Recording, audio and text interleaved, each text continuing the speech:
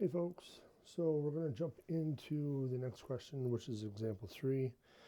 So now, based on data from the National Health and Nutrition Examination Survey, assume that weights of men are normally distributed with a mean of 172 pounds and a standard deviation of 29 pounds. Find the probability that if an individual man is randomly selected, his weight will be greater than 180 pounds. So we should be able to conclude that n equals 1 because we have an individual man. So that's good. So again, we don't have to use the modified z-score formula. We can use just our standard z-score formula. But let's draw a picture just to make sure we got it down. So we know our mean is 172, and the value in question we're looking at is 180. So we got 180 here, and we're looking for a probability that it's greater than 180, so we know we better be shading on this side. So there's our picture. So we got to start with our value of x, and then we can get our value of z, and the standard deviation was 29. So let's see what our handy dandy calculator says. So 180 minus 172, we can say that's 8 divided by 29 equals, so 0.2758. So again, be careful with your rounding. So this will go round to an 8, so 0.28. And so now we can get our probability from our table, and we're going to need the positive one.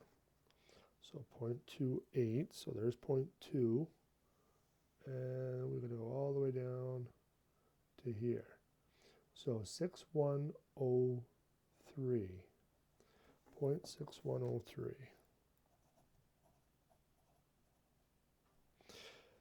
And then we're done. Or are we? Yeah. So remember, your picture should make sense compared to what your answer is. So this is over 0.5, but our picture says it's under 0.5, so we're not done yet.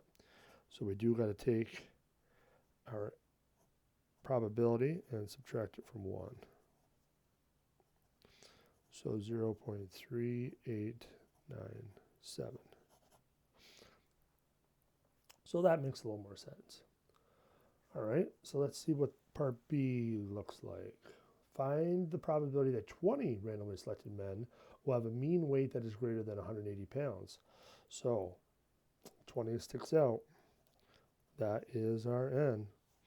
That's our sample. So now we know we have to use that modified z-score formula, but the other concern is that it's not greater than 30. So are we stuck? Well, remember, go back to the original information. The weights of men are normally distributed. So that is good. So that means n can be any size we want, and the central limit theorem applies. All right, so we have the same picture because it's greater than 180, so we don't really need to redraw it.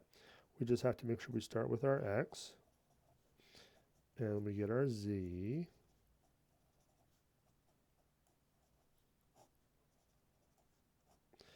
And make sure we have our modified standard deviation here. So standard deviation divided by the square root of n. Now, like I said, I like to do these calculations first just to make sure I have a good sense of what it's equal to. So 29 divided by 20 square rooted equals 6.48. 6.48, and let me go a few more places. 4597135. Now again, this will go on forever and ever. So you do want to round it potentially if you're going to retype it, but if you can leave the whole thing in your calculator, I would. And there's a trick that you can use with a calculator like this that will allow you to keep the whole thing in there. Now remember, we know the top is equal to 8. So we're essentially dividing 8 divided by this value. But I already have it in and I don't want to retype it. So what I'm going to do is divide it backwards. So I'm going to divide this by 8, which is actually upside down. And to flip it right side up, I'm going to use this button here, this 1 over x. So that will flip it right side up. So the answer is 1.23. And yeah, this 3 doesn't affect this 3. So that would be your z-score. So that is a nice little trick if you have a 1 over x button on your calculator. You can divide things backwards and then just flip it to put it right side up. All right, so all we need now is our z-score and our probability from that. So let's look. 1.23 is right here, 8907.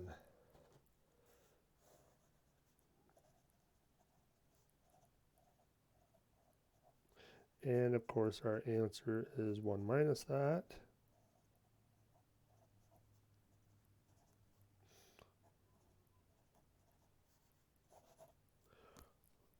So we got 0.1093.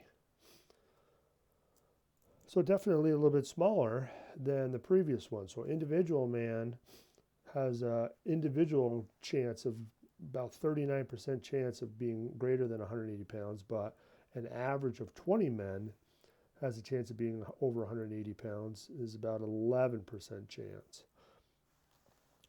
So now looking at this next question, it says if 20 men have a mean weight greater than 180 pounds, the total weight exceeds the 3,500 pound safe capacity of a particular water taxi. Based on the preceding results, is this a safety concern? Why or why not? So again, you're looking at either the individual or the group case and determining if that's an issue. Are you worried that that could potentially happen? And really, though, we're just focusing on the previous one because they're just looking at the 20 men. So if we're looking at this probability, are you worried that that could potentially happen? Roughly 11% chance. Now, you could frame this in terms of significance as well. So remember, if it's less than 5%, then it's significantly low. But if it's more than 5%, then it's in that non-significant range, which means it could typically happen. And in this case, I would say that's a concern. It's greater than 5%. So there's a good chance it could happen. Maybe not a good chance, but there's a reasonable chance that it could happen. So since 0.1093 is greater than 0.05, then this event could feasibly occur.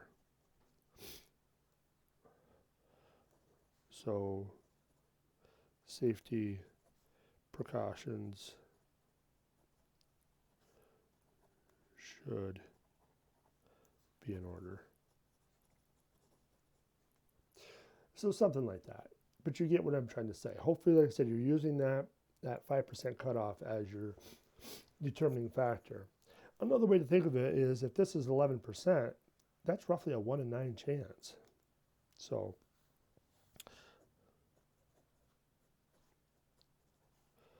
it's a 1 in 9 chance.